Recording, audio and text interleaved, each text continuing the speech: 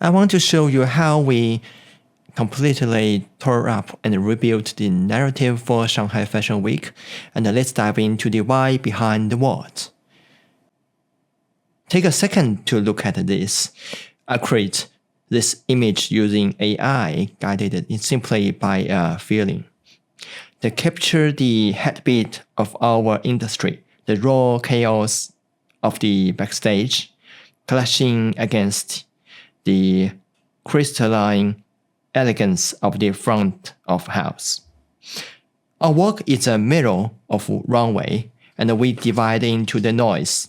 We find the logic, and we craft a moment of pure aesthetic power. Today, I'd like to take you on a bit of a trip down memory lane, back to 2019. At that time, we were faced with a rather curious challenge: how to tell a unique story for the Shanghai Fashion Week.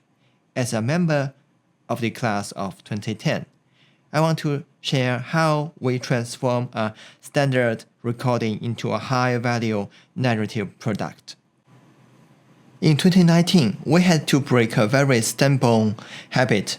For the 23 seasons leading up to 2020 spring and summer, the summary video for Shanghai Fashion Week followed a predictable pattern, even footage paired with a very stiffy formal voiceover.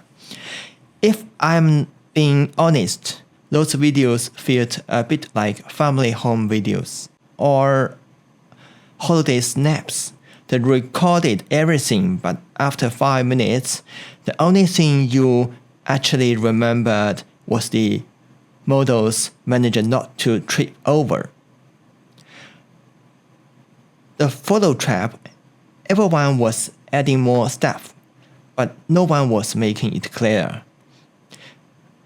It was like drinking tap water, perfectly fine, but not exactly exciting.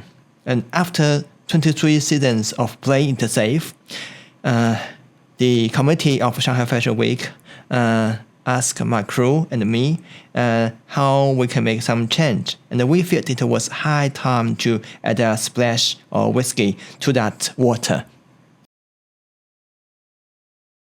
Back in 2019, we were obsessed with the 90-second rule. We thought 90 seconds was incredibly brief, barely enough time to brew a proper cup of Earl Grey. But looking back from 2026, the audience of 2019 seems like a group of saints. Nowadays, I believe that we are in the TikTok era, and we live by the 3-second rule. In 3 seconds, before the viewer even know who you are, they have already swept you away. It means your visual language must be land like a punch before you even open your mouth. So, I think here's the question. With the big 4 global fashion weeks casting such a long shadow, how could Shanghai stand out?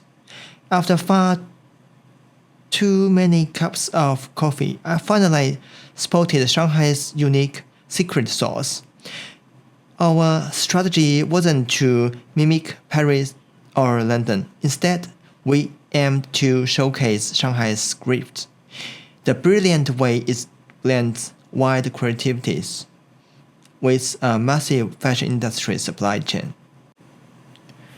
Chairman Tong Jisheng, who is the real boss behind the committee of Shanghai Fashion Week, once put it quite brilliant. It is about turning wisdom into work and work into products. In plain English, it means don't just look at the pretty dress, see if they actually sell. This is the bedrock of our storytelling. And now let's move to the creative parts work. The first challenge we meet is that how to create a blockbuster trailer and a teaser for the press release before any footage, any high quality footage was shot. At that time that we only have some old footage. And here's the way we sort this question out is that we decided to use the motion graphic way to solve this problem, from the screen within a screen transition, and do the well organize all the information, use the key message which we want to convey through the journey, that it can show exactly what we want to express, and to deliver the unique message and the concept of the new season. It was like putting everyone in a bespoke surreal suit. It made a diverse group of assets look like a unified force, dominating the skyline. When our motion graphic teasers light up the Shanghai skyline, they send a clear message. Right then, we are doing things a bit differently this season. Now please enjoy the outcome of what we just discussed.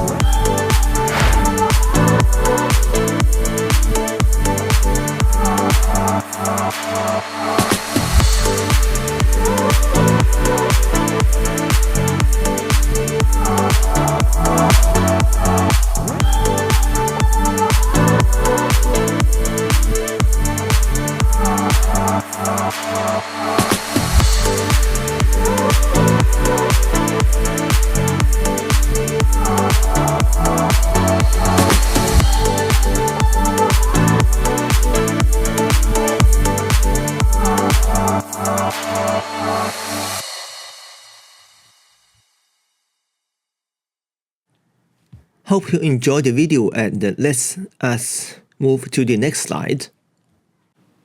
During the preparation process, we discussed with the committee of Shanghai Fashion Week. I raised a question that If someone can say it better than you, why on earth would you write a voiceover? And we scrapped the voice of God narration and let the designers and the buyers speak for themselves. When a buyer smiles and says, the fabric is fantastic, it carries more weight and any fancy adjective I could write. Moving on. This slide shows some highlights from our video collection, including the main venue and the Creative Shanghai themed mode films. I will keep the description brief. For those who want to see more, the full videos will be available via a link at the end of today's presentation.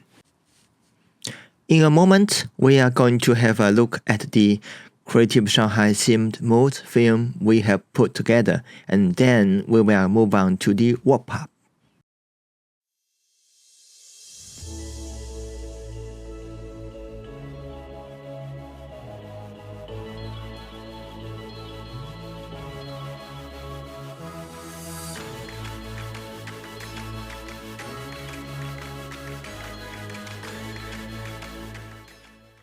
我觉得上海时装周它对于中国的新一辈的这些独立设计师来讲，它是一个福地。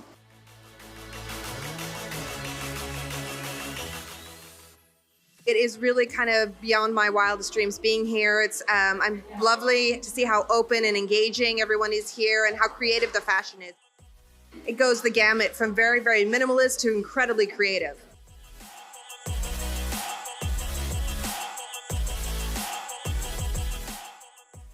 把一个创意把它产品化，无论是从商业还是从创意还是从各个角度把它市场化，是一件很不错的一件事情。所以设计师品牌现在越来越受市场的接纳和欢迎。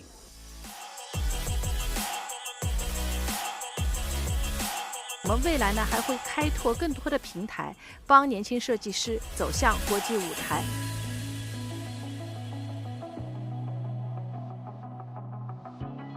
I think Shanghai is beautiful and China is such a pool of talent and it's a growing market, so I think it's really important for me to keep an eye on this country.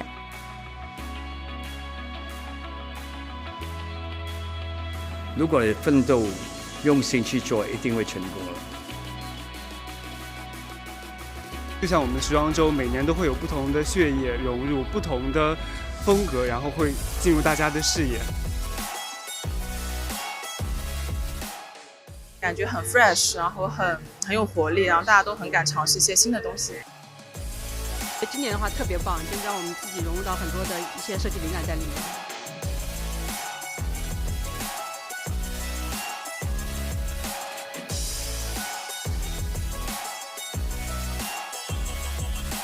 有很多的设计师也是在看着我们的中国元素来取材的。现在是我刚好有幸运。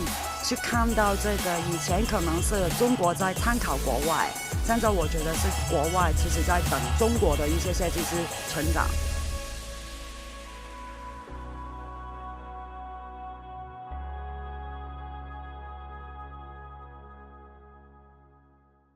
And now let's talk about the mindset of the producer, or in other words, the content provider or the content creator's mindset.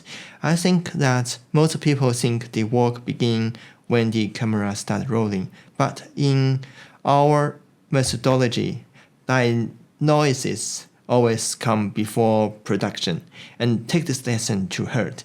If you don't fix the narrative flow, even 12K or 4K camera won't save you, right?